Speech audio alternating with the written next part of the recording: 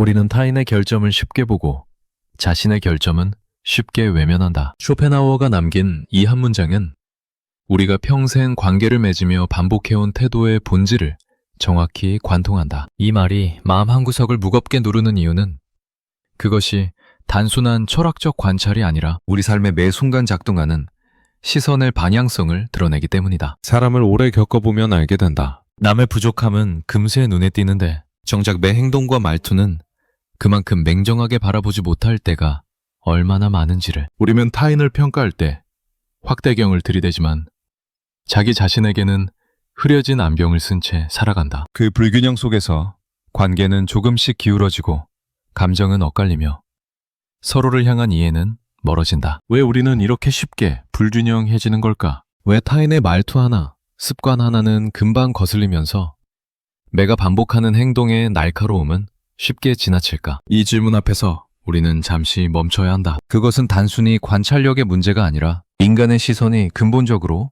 어디를 향하도록 설계되어 있는가의 문제이기 때문이다. 우리의 눈은 언제나 밖을 향한다. 타인의 얼굴, 타인의 표정, 타인의 감정, 그것들은 선명하게 보인다. 하지만 내 얼굴은 거울 없이는 볼 수 없고 내 표정이 지금 어떤 모양인지 스스로 확인하기란 불가능에 가깝다. 내 목소리의 톤이 얼마나 날카로웠는지, 내 시선이 얼마나 차갑게 느껴졌는지, 그것을 감지하는 일은 타인의 불편함을 읽어내는 것보다 훨씬 더 어렵다. 인간은 본질적으로 자기중심적 존재다. 이것은 도덕적 비난이 아니라 생존을 위해 진화해온 뇌의 구조적 특성이다. 우리의 뇌는 자신의 생존과 안정을 최우선 과제로 삼는다. 그래서 위협을 감지할 때 그 위협은 대부분 외부에서 온다고 판단한다. 타인의 행동, 타인의 말, 타인의 태도, 이것들이 나를 불편하게 만들고 상처를 주고 관계를 어렵게 만든다고 느낀다. 반면 내 행동이 타인에게 어떤 영향을 미쳤는지, 내 말이 어떤 감정을 촉발했는지, 그것을 인지하는 일은 뇌에게 추가적인 에너지를 요구하는 작업이다. 그래서 우리는 자동적으로 타인의 문제를 먼저 본다. 그것이 에너지 효율적이기 때문이다. 심리학에서는 이를 자기 봉사적 편향이라고 부른다. 인간은 성공은 자신의 능력 덕분이라고 생각하고 실패는 외부 환경 탓으로 돌리는 경향이 있다. 관계에서도 마찬가지다. 관계가 잘 풀릴 때는 내가 노력했기 때문이라고 여기고 관계가 어긋날 때는 상대가 이해하지 못해서 라고 생각한다. 이 과정에서 우리는 자신에게 유리한 방식으로 기억을 재구성하고 사건을 해석하며 감정을 정당화한다. 뇌는 자신을 보호하기 위해 불편한 진실을 흐리게 만들고 편안한 해석을 선명하게 남긴다. 여러분은 언제 타인의 말투나 습관은 금방 눈에 띄면서 내 행동은 돌아보지 못한 적이 있었나요? 가족과의 대화에서, 친구와의 만남에서, 직장에서의 관계에서 우리는 얼마나 자주 저 사람은 왜 저럴까? 라고 생각하면서도 나는 괜찮았을까? 라는 질문은 건너뛰었을까? 이 질문이 불편하게 느껴진다면 그것은 당연한 반응이다. 자기 점검은 본질적으로 불편한 작업이다. 내가 틀렸을 수도 있다는 가능성을 인정하는 것. 내 행동이 누군가에게 상처가 되었을 수도 있다는 사실을 받아들이는 것. 그것은 자아의 안정성을 흔드는 일이기 때문이다. 쇼펜하우어는 인간의 이중성을 깊이 통찰한 철학자였다. 그는 인간이 자신의 의지를 절대적으로 신뢰하면서도 타인의 의지는 끊임없이 의심한다는 점을 지적했다. 나의 판단은 합리적이고 정당하지만 타인의 판단은 편향되어 있고 불완전하다고 느낀다. 나의 감정은 충분한 이유가 있지만 타인의 감정은 과장되었거나 부적절하다고 여긴다. 이런 시선의 불균형이 관계를 무너뜨린다. 우리는 자신에게는 관대한 판사이지만 타인에게는 엄격한 검사가 된다. 니체는 한 걸음 더 나아가 사람은 자신을 정당화하기 위해 진실을 왜곡한다고 말했다. 이것은 도덕적 비난이 아니라 인간 존재의 실존적 조건에 대한 관찰이다. 우리는 진실보다 자기 보호를 우선한다. 그것이 심리적 안정을 유지하는 방법이기 때문이다. 만약 우리가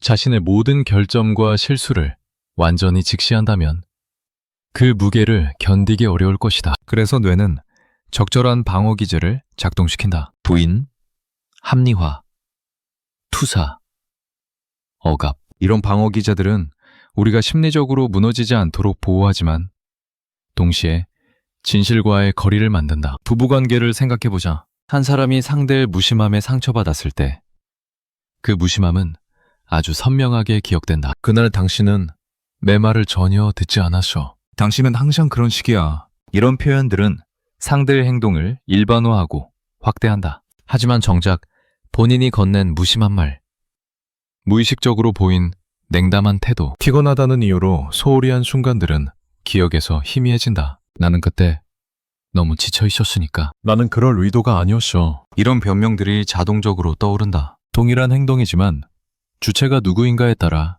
해석은 완전히 달라진다. 이 현상을 심리학에서는 해미자 관찰자 편향이라고 부른다. 내가 해미자일 때는 상황적 요인을 강조하고 타인이 해미자일 때는 성격적 요인을 강조한다. 내가 약속에 늦었을 때는 교통이 막혔기 때문이라고 생각하지만 타인이 늦었을 때는 그 사람이 원래 시간 개념이 없는 사람이라고 판단한다. 내가 화를 냈을 때는 충분히 화낼 만한 상황이었다고 여기지만 타인이 화를 낼 때는 감정 조절이 안 되는 사람이라고 본다. 이 이중잣대가 관계에 균열을 만든다. 지금 떠오르는 얼굴이 있나요? 그 사람과의 관계에서 내가 보지 못했던 나의 모습은 무엇이었을까? 내가 옳다고 믿었던 순간들, 내가 상대를 이해하려 했다고 생각했던 순간들, 그 속에서 나는 정말로 내 행동을 돌아보았을까? 아니면 상대를 변화시키려는 시도만 반복했을까? 이 질문이 마음에 걸린다면 그것은 관계를 다시 볼 수 있는 시작점이다. 성인이 된 자녀와 부모의 관계를 보자. 부모는 종종 자녀에게 조언을 건넨다. 이렇게 하는 게 나아. 그건 좋은 선택이 아니야. 부모의 입장에서 그것은 사랑의 표현이다. 오랜 경험에서 우러난 지혜를 나누는 것이다. 하지만 자녀는 그것을 간섭으로 느낄 수 있다. 자신의 판단을 신뢰하지 못한다는 메시지로 받아들일 수 있다. 부모는 나는 너를 위해 말하는데 왜 불편해할까? 라고 생각하지만 정작 자신의 말투가 얼마나 단정적이었는지, 자녀의 의견을 들으려는 태도가 부족했는지는 잘 보지 못한다. 여기서 충돌이 발생한다.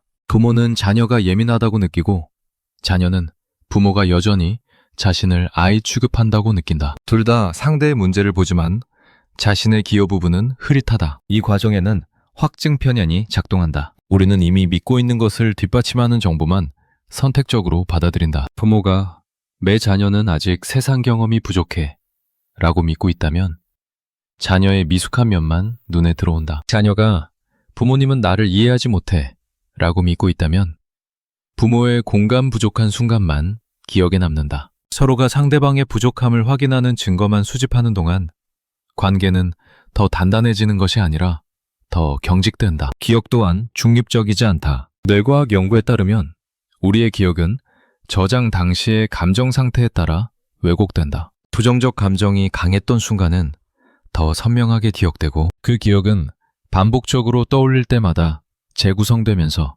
더 극단적으로 변한다. 상대가 나를 무시했던 순간은 또렷하지만 내가 상대를 무시했던 순간은 희미하다. 이것은 의도적 왜곡이 아니라 뇌가 자아를 보호하기 위해 작동하는 자동적 과정이다. 해마와 편도체가 협력하여 감정적으로 중요한 사건을 강화하고 자아 위협적인 사건은 약화시킨다. 스토아 철학자 에픽테토스는 사람들은 사건 자체가 아니라 사건에 대한 해석 때문에 고통받는다고 말했다. 관계에서도 마찬가지다. 타인의 행동 자체가 문제가 아니라 그 행동을 어떻게 해석하느냐가 관계의 질을 결정한다. 상대가 무심하게 건넨 말을 나를 무시하는 것으로 해석할 수도 있고 그냥 피곤해서 그랬던 것으로 해석할 수도 있다. 그런데 흥미로운 점은 타인의 행동에 대해서는 부정적 해석을 쉽게 내리면서 내 행동에 대해서는 긍정적 해석을 자동적으로 적용한다는 것이다. 이 해석의 불균형이 관계의 불균형을 만든다. 마르쿠스 아우렐리우스는 명상록에서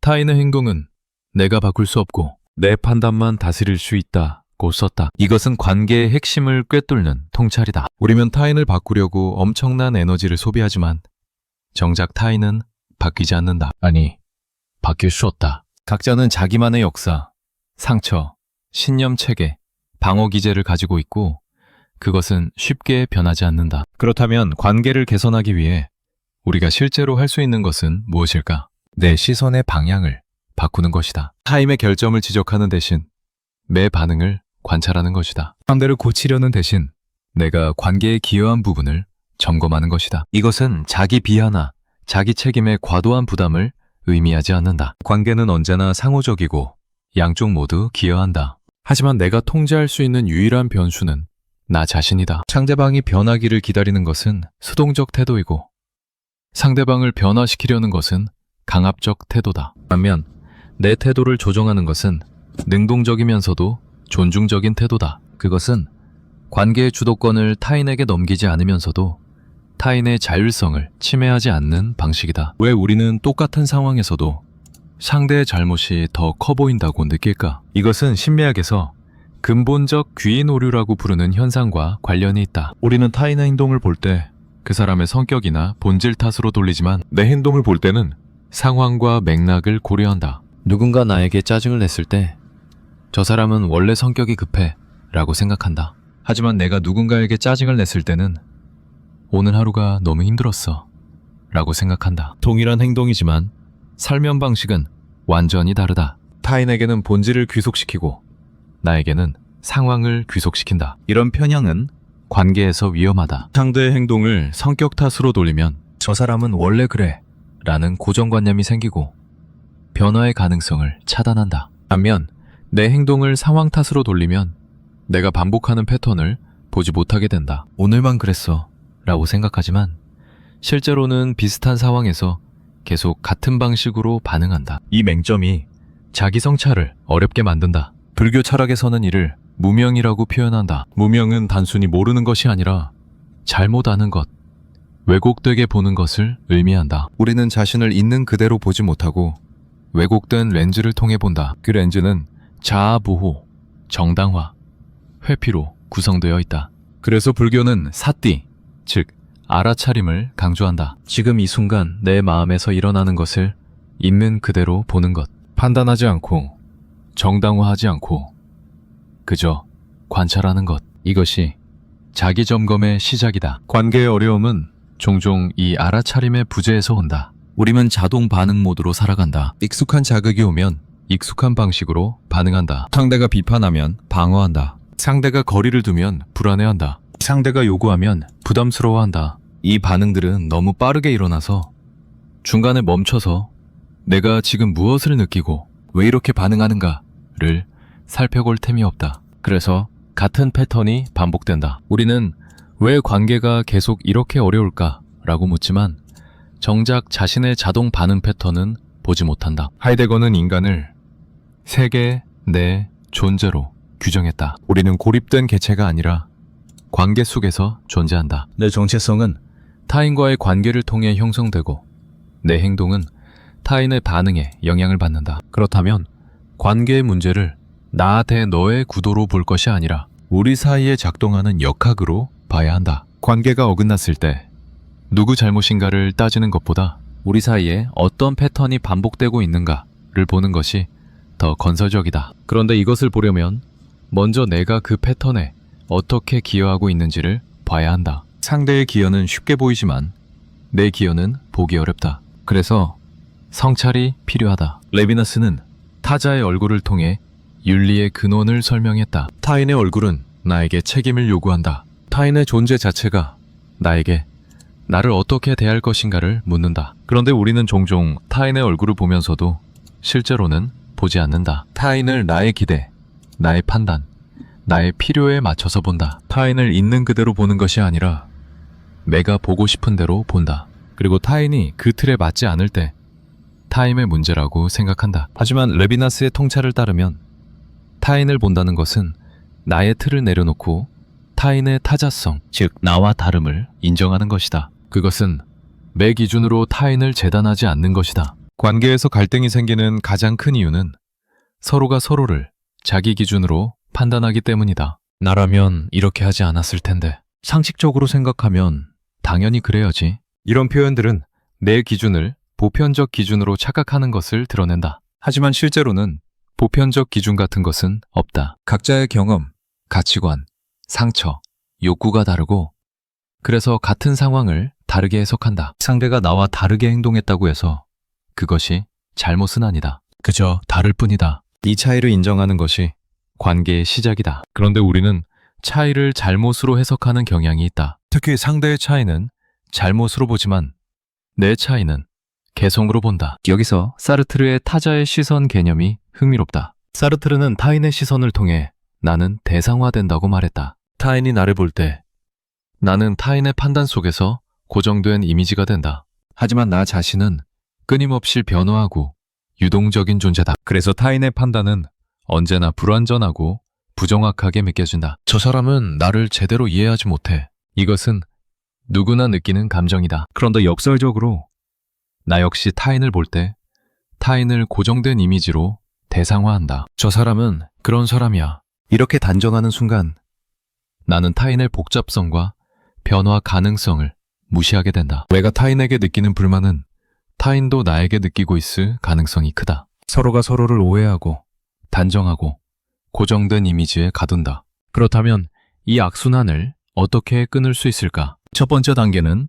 자기 관찰이다. 내가 타인을 판단하는 순간을 포착하는 것이다. 저 사람은 왜 저럴까? 라는 생각이 떠오를 때 잠시 멈추고 내가 지금 판단하고 있구나를 알아차리는 것이다. 이 알아차림만으로도 자동 반응의 강도가 줄어든다. 판단이 사라지는 것은 아니지만 판단과 나 사이에 약간의 거리가 생긴다. 그 거리 안에서 선택이 가능해진다. 이 판단이 정말 사실인가? 다른 가능성은 없을까?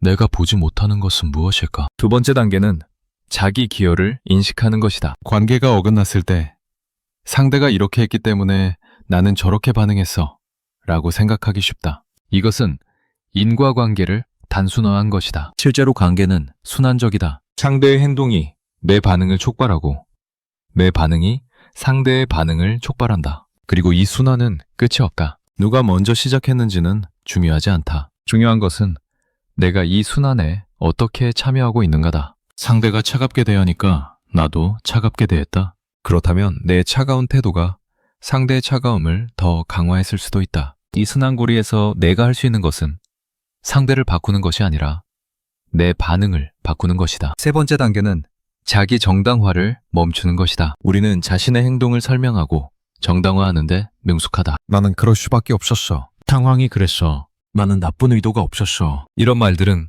모두 사실일 수 있다. 하지만 이것이 전부는 아니다. 내가 정당한 이유가 있었다고 해서 내 행동이 타인에게 미친 영향까지 정당화되는 것은 아니다. 내가 피곤해서 짜증을 냈다면 피곤은 사실이다. 하지만 그 짜증을 받은 사람의 상처도 사실이다. 두 가지 모두 인정할 수 있어야 한다. 내 상황을 설명하는 것과 내 행동의 영향을 인정하는 것은 별개다. 그런데 우리는 종종 자기 설명에만 집중하고 타인에게 미친 영향은 간과한다. 내가 말하기 전에 내가 이 말을 들었다면 어떤 기분일까?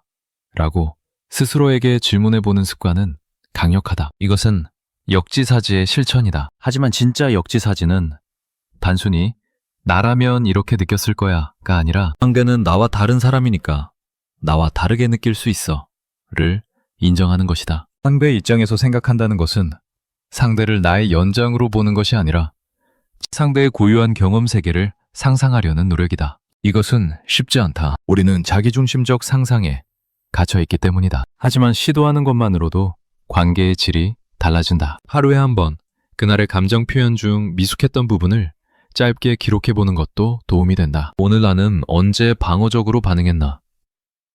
어떤 순간에 상대의 말을 제대로 듣지 않았나?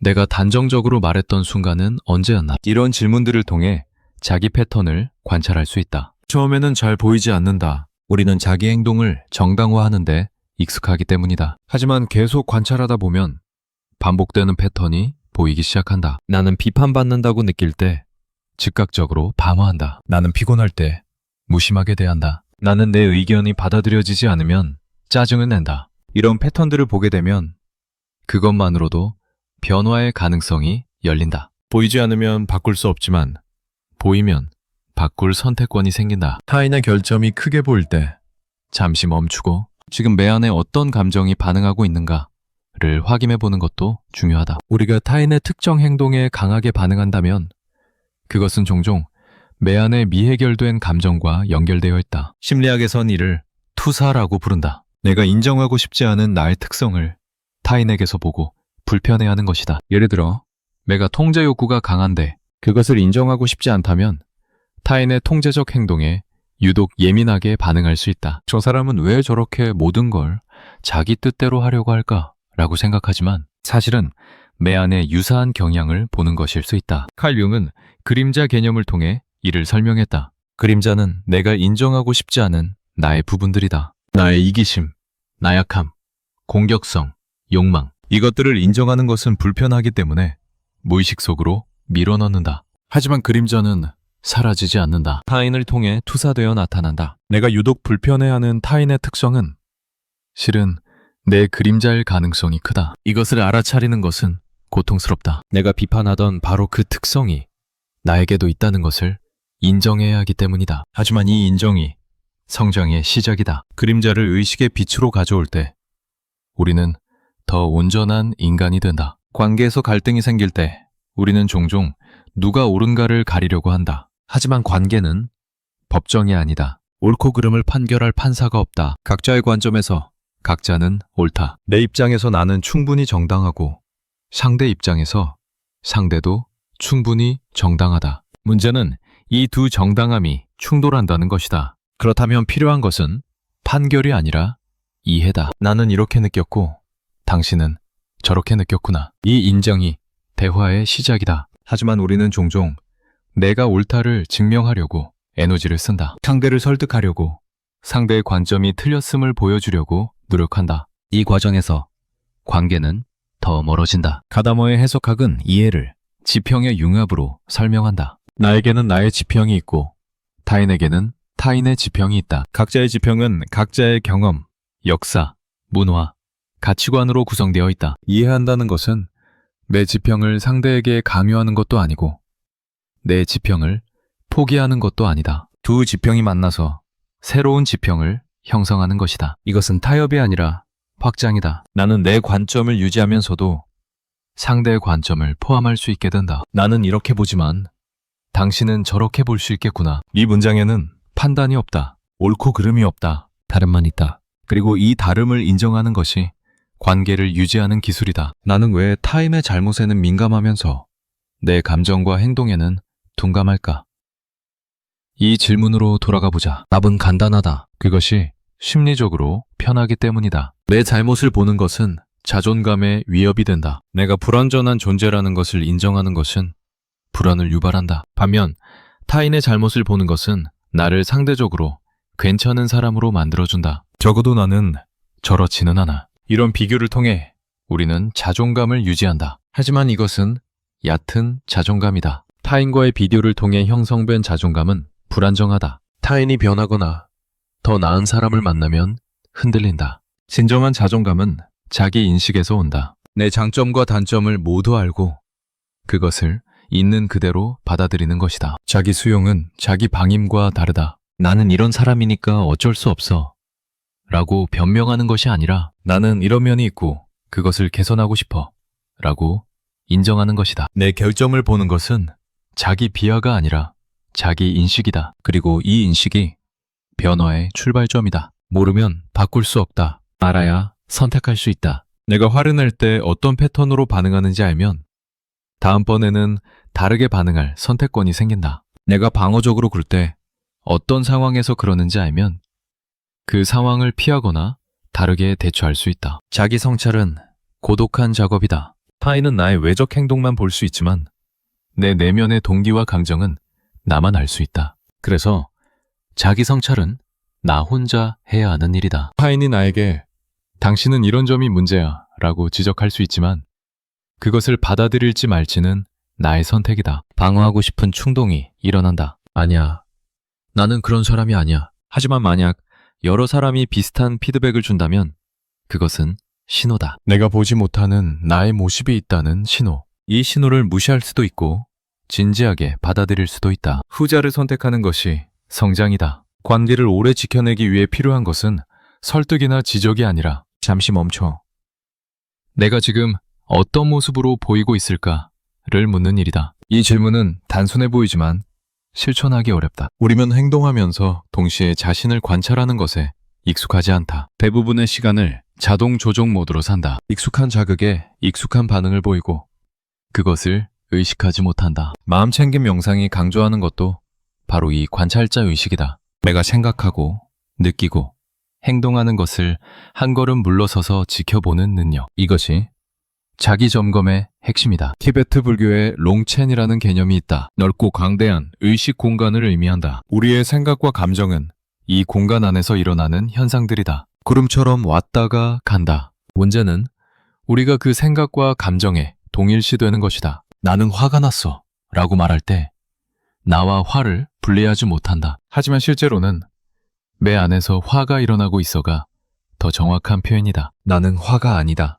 나는 화를 경험하는 의식이다. 이 구분이 중요하다. 감정과 거리를 둘 수 있으면 감정에 휩쓸리지 않고 반응할 수 있다. 화가 일어나는 것을 알아차리고 지금 나는 화가 나고 있구나 라고 인식하면 즉각적으로 화를 표출하는 대신 다른 선택을 할 수 있다. 관계 조정에서도 마찬가지다. 저 사람이 날 화나게 해 라고 생각하면 책임이 전적으로 상대에게 있다. 하지만 저 사람의 행동이 내 안에서 화를 촉발했어 라고 인식하면 내가 할 수 있는 것이 보인다. 상대의 행동은 자극일 뿐이고 내가 어떻게 반응할지는 내 선택이다. 물론 이것은 이론적으로는 간단하지만 실천은 어렵다. 감정이 강렬할 때 거리를 두기란 쉽지 않다. 하지만 연습할 수 있다. 작은 불편함에서 시작해서 점차 큰 감정에도 적용할 수 있다. 쇼펜하우어로 다시 돌아가자. 그는 의지와 표상으로 세계를 설명했다. 의지는 맹목적이고 욕망적이다. 끊임없이 무언가를 원하고 채워지지 않으면 고통받는다. 표상은 의지가 만들어낸 현상세계다. 우리가 보는 세계는 객관적 실제가 아니라 우리의 의지가 투사된 표상이다. 이 관점에서 보면 타인의 결점이 크게 보이는 것도 나의 의지가 만든 표상이다. 나의 욕구, 나의 기대, 나의 불안이 타인의 이미지를 왜곡한다. 타인을 있는 그대로 보는 것이 아니라 내가 보고 싶은 대로 혹은 내가 두려워하는 대로 본다. 쇼펜하우어는 고통에서 벗어나는 방법으로 의지의 부정을 제시했다. 욕망을 내려놓고 집착을 버리는 것이다. 관계에서도 비슷하다. 상대가 내 기대에 부응하기를 바라는 욕망, 상대를 통제하려는 의지, 상대로부터 인정받고 싶은 집착, 이것들을 내려놓을 때 관계가 편해진다. 관계를 있는 그대로 볼 수 있게 된다. 상대의 결점도 그저 그 사람의 일부로 받아들일 수 있다. 저 사람은 저래 라는 수용이 생긴다. 이것은 체념이 아니라 현실 인식이다. 상대를 바꾸려는 헛된 노력을 멈추고 있는 그대로를 인정하는 것이다. 그런데 흥미롭게도 타인을 있는 그대로 받아들이려면 먼저 나를 있는 그대로 받아들여야 한다. 내가 나의 불완전함을 인정하지 못하면 타인의 불완전함도 용납하기 어렵다. 내가 완벽하려고 애쓰면 타인에게도 완벽을 요구하게 된다. 내가 실수를 용납하지 못하면 타인의 실수에도 가혹해진다. 반대로 내가 나의 한계를 받아들이면 타인의 한계도 이해할 수 있게 된다. 나도 부족한데 저 사람도 부족할 수 있지. 이런 관대함이 생긴다. 이것은 기준을 낮추는 것이 아니라 인간적인 현실을 인정하는 것이다. 브레네 브라운은 취약성의 힘에 대해 말했다. 취약성은 약함이 아니라 용기다. 나의 불완전함, 나의 실수, 나의 부족함을 인정하는 것은 용기가 필요하다. 우리는 강해 보이려고, 완벽해 보이려고 애쓴다. 약점을 드러내는 것을 두려워한다. 하지만 역설적으로 취약성을 드러낼 때 진정한 연결이 일어난다. 나도 이런 면에서 부족해 라고 인정하면 상대방도 안전하게 맡기고 자신의 취약함을 드러낼 수 있다. 서로의 완벽함을 경쟁하는 관계보다 서로의 불완전함을 나누는 관계가 훨씬 깊고 진실하다. 관계가 조금씩 어긋날 때 나는 먼저 무엇을 볼 것인가? 이 질문은 선택을 요구한다. 상대의 문제를 볼 것인가?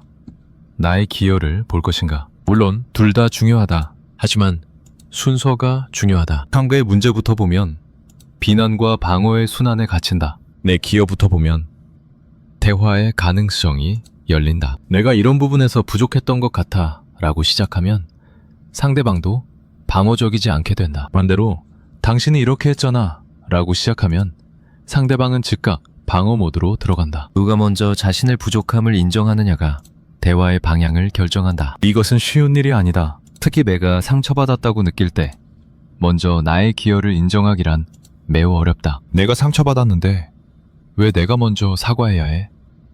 이런 생각이 든다. 하지만 이것은 사과할 문제가 아니라 책임의 문제다. 내가 이 관계에서 어떤 역할을 했는지 인식하는 것이다. 상대가 나를 상처 입혔다는 것과 내가 관계 악화에 기여했다는 것은 별개다. 둘 다 사실일 수 있다. 내 상처를 인정받고 싶은 욕구와 내 책임을 인식하는 것은 양립 가능하다. 오히려 내 책임을 먼저 인정할 때 상대방도 내 상처를 들을 준비가 된다. 고든 올포트는 접촉 가설을 제시했다. 서로 다른 집단 간의 편견을 줄이려면 동등한 지위에서의 접촉이 필요하다고 했다. 관계에서도 마찬가지다. 한쪽이 도덕적으로 우월한 위치에서 다른 쪽을 판단하면 진정한 대화가 불가능하다. 서로가 동등하게 불완전한 인간임을 인정할 때 진솔한 대화가 시작된다. 나도 틀릴 수 있고 당신도 틀릴 수 있어. 우리 함께 이 상황을 이해해보자. 이런 태도가 관계를 회복시킨다. 나이가 들수록 관계는 복잡해진다. 오랜 세월 쌓인 기억, 상처, 오해가 층층이 쌓여있다. 부부관계를 보자. 수십 년을 함께 산 부부는 서로에 대해 모든 것을 안다고 생각한다. 하지만 역설적으로 너무 잘한다고 생각하기 때문에 더 이상 보지 않게 된다. 상대를 고정된 이미지로 대한다. 당신은 원래 그래. 이 말은 상대의 변화 가능성을 차단한다. 사람은 변한다. 나도 변하고 상대도 변한다. 하지만 오랜 관계에서는 이 변화를 보지 못한다. 20년 전의 이미지로 지금의 상대를 판단한다. 이것이 오래된 관계의 함정이다. 새로운 시각으로 상대를 보려는 노력이 필요하다. 이 사람을 오늘 처음 만났다면 어떻게 볼까? 이런 상상을 해보는 것이다. 익숙함이 만든 고정관념을 깨고 상대를 새롭게 보려는 시도. 이것은 관계에 신선함을 가져온다. 동시에 나 자신도 새롭게 볼 필요가 있다. 나는 20년 전과 똑같은 사람인가? 나도 변했다. 가치관이 바뀌었고 우선순위가 달라졌고 상처도 생겼고 지혜도 생겼다. 이 변화를 인정하고 지금의 나를 소개하는 것처럼 상대에게 나를 표현할 필요가 있다. 관계의 무게가 깊어질수록 자기 점검이 더 필요한 이유는 익숙함이 주는 착각 때문이다. 우리는 가까운 사람일수록 함부로 대한다. 이 사람은 날 이해할 거야. 이 사람은 날 받아줄 거야. 이런 믿음 때문에 예의를 잃고 배려를 게을리하고 말을 함부로 한다. 하지만 가까운 사람이기 때문에 오히려 더 조심해야 한다. 그들이 받는 상처는 더 깊기 때문이다. 낯선 사람의 무례함은 쉽게 잊히지만 가까운 사람의 무심함은 오래 남는다. 그래서 가족에게, 오랜 친구에게, 배우자에게 더 신중해야 한다. 하지만 우리는 반대로 행동한다. 밖에서는 예의 바르고 배려하지만 집에 오면 짜증내고 퉁명스럽게 군다. 밖에서 쌓인 스트레스를 가장 안전한 사람에게 푼다. 이것은 인간적으로 이해할 수 있지만 정당화할 수는 없다. 가까운 사람이기 때문에 함부로 해도 된다는 논리는 위험하다. 오히려 가까운 사람일수록 더 존중하고 더 배려하고 더 조심해야 한다. 그들은 내 감정의 쓰레기통이 아니라 내가 가장 소중히 여겨야 할 사람들이다. 지금 곁에 있는 사람을 떠올려보라. 그 사람과의 최근 대화를 복기해보라. 나는 얼마나 경청했나? 나는 얼마나 이해하려고 노력했나? 내 말이 상대에게 어떻게 들렸을까? 내 표정은 어땠을까?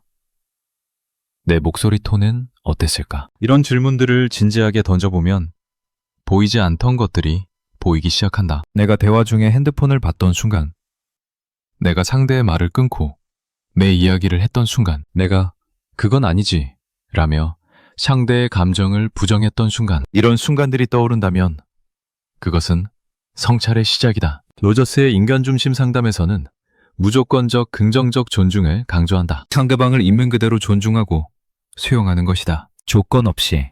이렇게 하면 존중하고 저렇게 하면 존중하지 않겠다가 아니라 존재 자체를 존중하는 것이다. 이것은 상대의 모든 행동을 인정한다는 의미가 아니다. 행동은 문제가 있을 수 있다. 하지만 그 사람의 존재 가치는 문제가 없다. 이 구분이 중요하다. 당신의 그 행동은 나를 불편하게 했어 라고 말할 수 있지만 당신은 문제가 있는 사람이야 라고 말해서는 안 된다. 행동과 존재를 분리하는 것, 이것이 존중이다. 그런데 우리는 종종 이 둘을 혼동한다. 상대의 잘못된 행동을 보고 그 사람 전체를 판단한다. 한 번 거짓말한 사람은 거짓말죄냐, 한 번 약속을 어긴 사람은 믿을 수 없어. 이런 일반화는 위험하다. 사람은 특정 순간의 행동으로 정의될 수 없다. 우리는 모두 복잡하고 모순적이다. 어떤 순간에는 이타적이고 어떤 순간에는 이기적이다. 어떤 날은 친절하고 어떤 날은 퉁명스럽다. 이것이 인간이다. 한순간의 행동으로 사람 전체를 재단하는 것은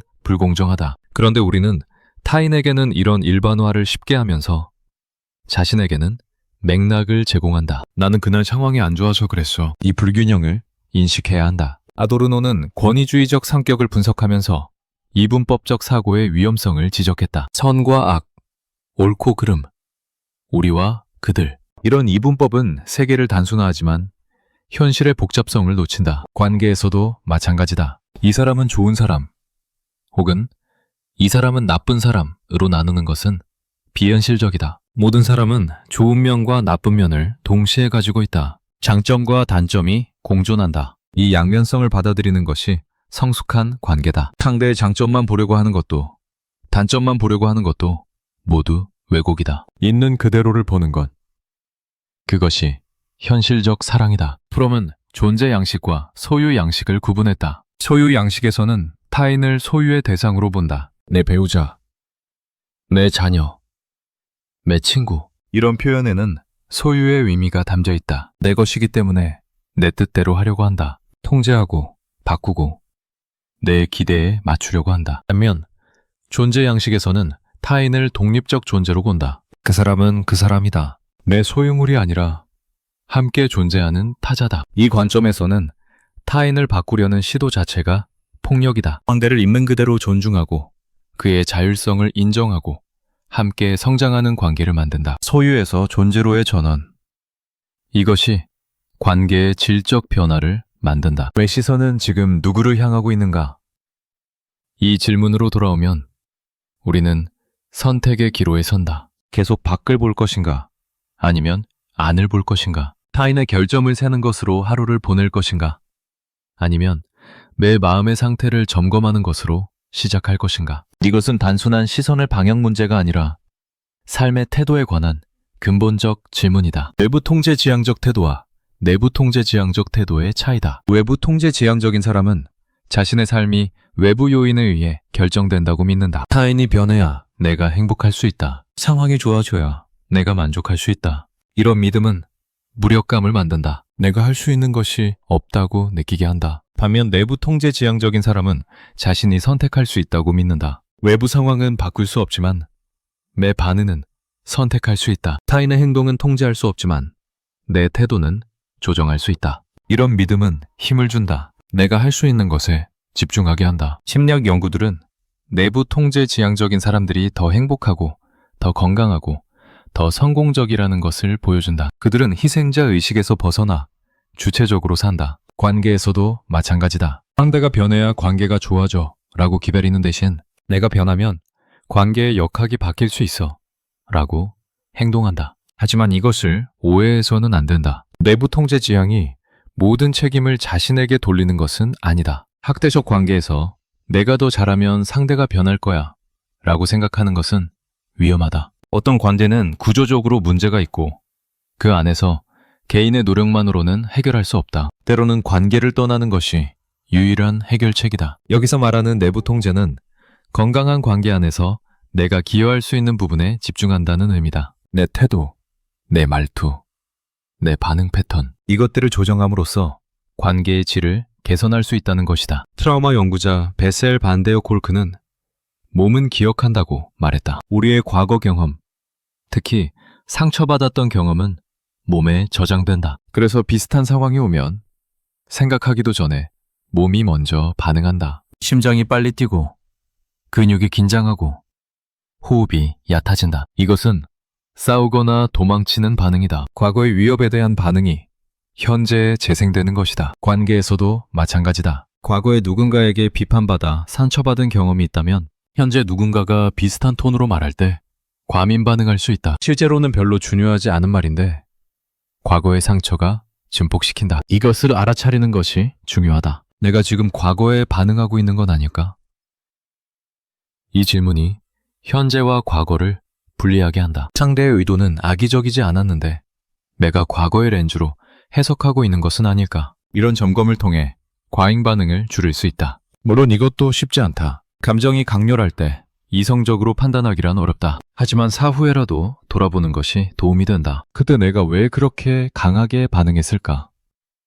이런 성찰을 통해 자신의 트리거를 알게 되고 다음번에는 조금 더 조절할 수 있게 된다. 존 가트맨은 수십 년간 부부관계를 연구하면서 관계를 파괴하는 4마리 말을 발견했다. 비난, 경멸, 방어, 담쌓기. 이 4가지가 반복되면 관계는 무너진다. 비난은 상대의 성격을 공격하는 것이다. 당신은 항상 그래. 경멸은 상대를 무시하고 얕보는 것이다. 방어는 책임을 회피하고 상대를 탓하는 것이다. 담쌓기는 대화를 거부하고 침묵으로 일관하는 것이다. 이 4가지는 모두 자기 점검의 부재에서 온다. 내가 어떻게 기여했는지 보지 않고 상대만 탓한다. 내 태도가 어땠는지 돌아보지 않고 상대의 태도만 문제 삼는다. 가트맨이 제시하는 해결책은 부드러운 시작이다. 대화를 시작할 때 비난이나 공격이 아니라 나의 감정과 욕구를 표현하는 것이다. 당신은 왜 항상 늦어?가 아니라 당신이 늦으면 나는 불안해져. 다음부터는 늦을 것 같으면 미리 연락해 줄 수 있을까? 이렇게 말하는 것이다. 상대를 비난하지 않고 내 감정을 솔직하게 표현하고 구체적 요청을 하는 것. 이것이 건설적 대화의 시작이다. 하지만 이렇게 말하려면 먼저 내 감정을 알아야 한다. 나는 지금 무엇을 느끼고 있는가? 나는 무엇이 필요한가? 이 질문들이 자기 인식의 출발점이다. 내가 화가 났다면 그 화 뒤에 무엇이 있는가?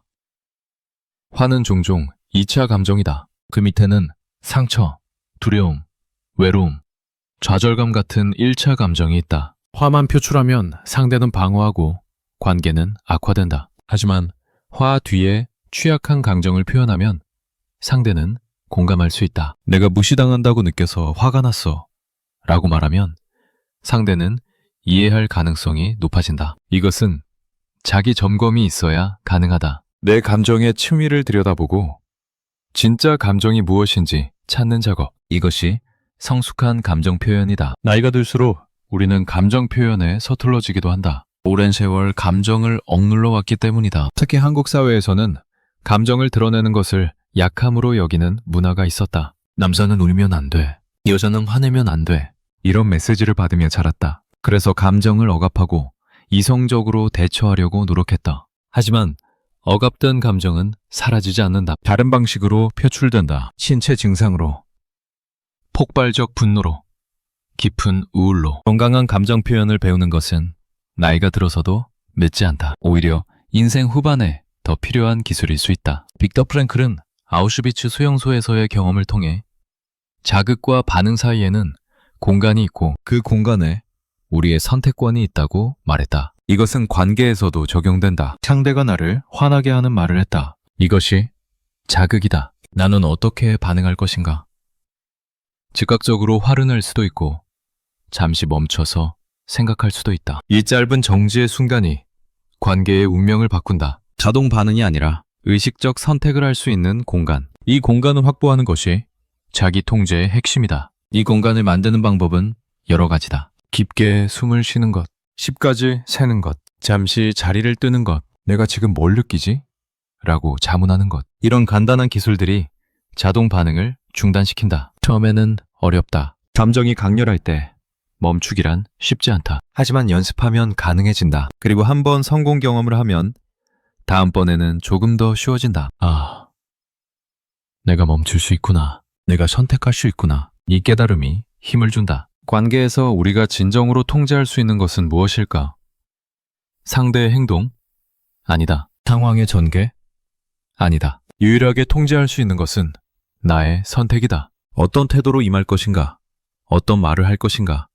어떻게 반응할 것인가? 이것만이 내 영역이다. 나머지는 내 통제 밖이다. 이 구분을 명확히 하면 헛된 노력을 줄일 수 있다. 바꿀 수 없는 것을 바꾸려고 애쓰는 대신 바꿀 수 있는 것에 집중하는 것이다. 이것이 세레니티 기도의 지혜다. 바꿀 수 없는 것을 받아들이는 평온함, 바꿀 수 있는 것을 바꾸는 용기, 그리고 그 둘을 구분하는 지혜. 타인을 고치려는 힘보다 내 마음의 각도를 조정하는 편이 훨씬 평온하다. 이것은 체념이 아니라 지혜다. 타인은 내 의도대로 움직이지 않는다. 아무리 설득하고 요구하고 강요해도 타인은 변하지 않는다. 변화는 내부에서 와야 한다. 타인이 스스로 변하고 싶을 때만 변화가 일어난다. 내가 할 수 있는 것은 환경을 조성하는 것뿐이다. 안전하고 존중하는 분위기를 만들어서 상대방이 스스로 성찰하고 변화를 선택할 수 있도록 돕는 것. 이것이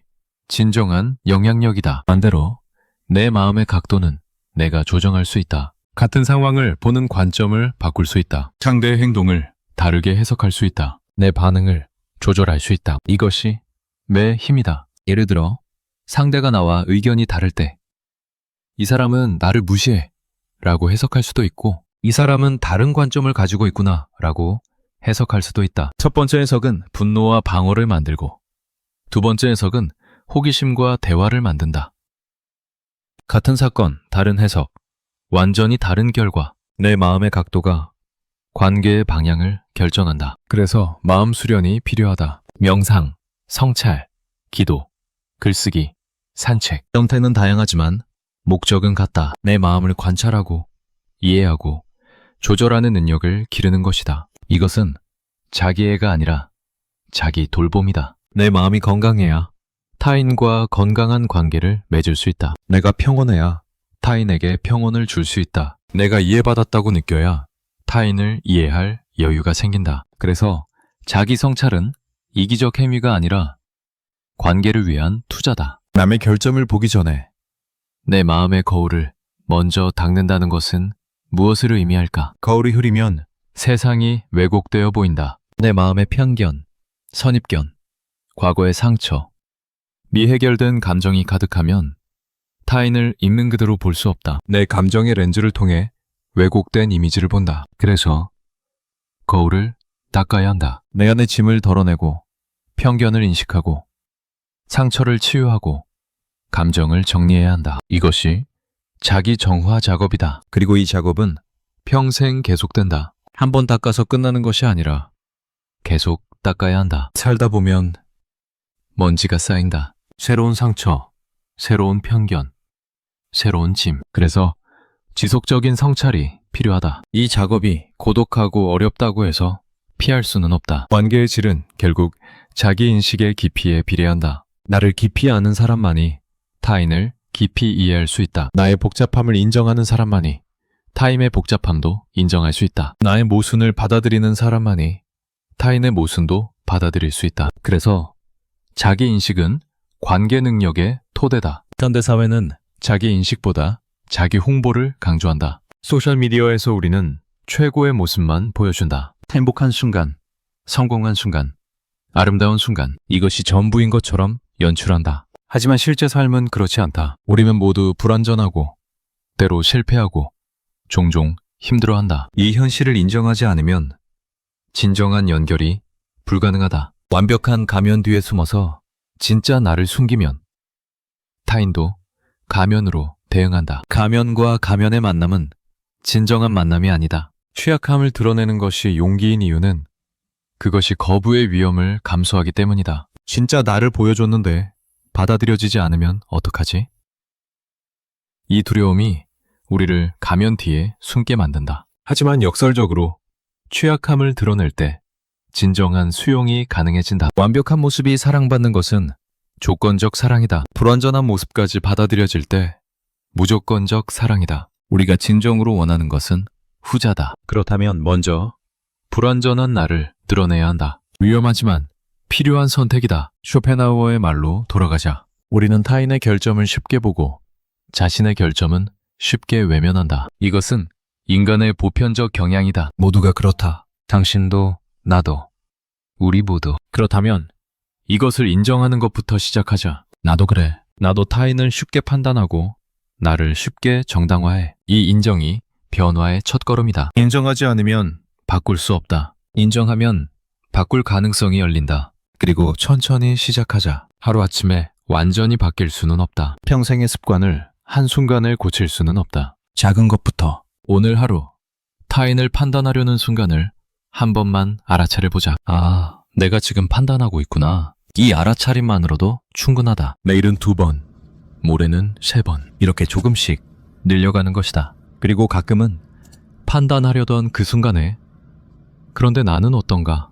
라고 자문해보는 것이다. 이 질문이 시선을 내부로 돌린다. 매일 자기 전에 3분만 투자해보자. 오늘 하루를 돌아보며 내가 관계에서 어떤 모습이었나 묻는 것이다. 좋았던 순간도 보고 미숙했던 순간도 본다. 판단하지 않고 그저 관찰한다. 오늘 나는 이런 상황에서 이렇게 반응했구나. 이 관찰을 몇 주, 몇 달 계속하다 보면 패턴이 보인다. 그리고 패턴이 보이면 조금씩 바꿀 수 있다. 완벽을 추구하지 말자. 완벽한 자기인식, 완벽한 관계, 완벽한 태도, 이런 것은 없다. 우리는 평생 배우는 중이다. 실수하고 반성하고 다시 시도한다.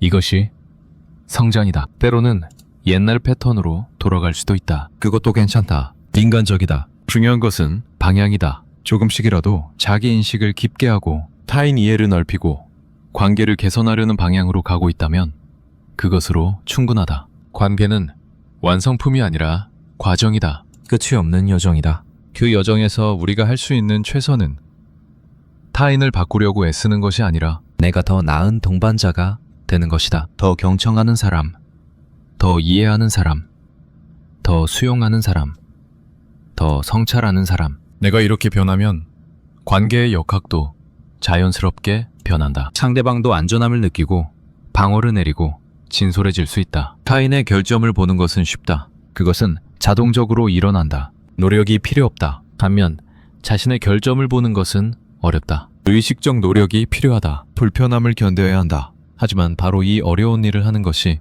성숙이다. 쉬운 길은 성장으로 이어지지 않는다. 어려운 길, 불편한 길, 자기 직시의 길, 이것이 진정한 변화로 가는 길이다. 그리고 기억하자. 자기 점검은 자기 비난이 아니다. 나는 왜 이렇게 못났을까? 라고 자책하는 것이 아니라 나는 이런 면이 있구나. 어떻게 하면 나아질 수 있을까? 라고 탐구하는 것이다. 부드러운 호기심으로 나를 바라보는 것이다. 엄격한 판사가 아니라 자애로운 관찰자가 되는 것이다. 이것이 건강한 자기 성찰이다. 마지막으로 이 모든 것의 목적을 잊지 말자. 왜 우리는 자기 점검을 하는가? 완벽한 사람이 되기 위해서? 아니다. 더 평화로운 관계를 만들기 위해서다. 나 자신과도 타인과도 고요하고 따뜻한 관계, 서로를 있는 그대로 보고 있는 그대로 받아들이는 관계, 판단하지 않고 강요하지 않고 함께 존재하는 관계. 이것이 우리가 추구하는 목표다. 그 목표를 향해 한 걸음씩 나아가자. 오늘은 타인의 결점을 하나 덜 보고 내 마음의 상태를 하나 더 살펴보자. 내일은 판단의 순간에 한번 멈춰보자. 모레는 상대의 입장을 상상해보자. 이렇게 작은 실천들이 쌓여서 관계를 바꾸고 삶을 바꾼다. 내 시선은 지금 누구를 향하고 있는가? 이 질문을 가슴에 품고 살아가자. 그리고 가끔씩 그 시선을 내부로 돌려보자. 거기서 발견하는 것들이 불편할 수도 있다. 하지만 그것이 진실이다. 그리고 진실만이 우리를 자유롭게 한다. 자기 기만에서 벗어나 자기 인식으로, 타인 비난에서 벗어나 자기 책임으로, 관계, 갈등에서 벗어나 관계의 성장으로. 이 여정의 시작은 언제나 같은 곳이다. 나를 보는 것, 정직하게, 용기 있게, 자애롭게. 그것이 모든 변화의 시작이다.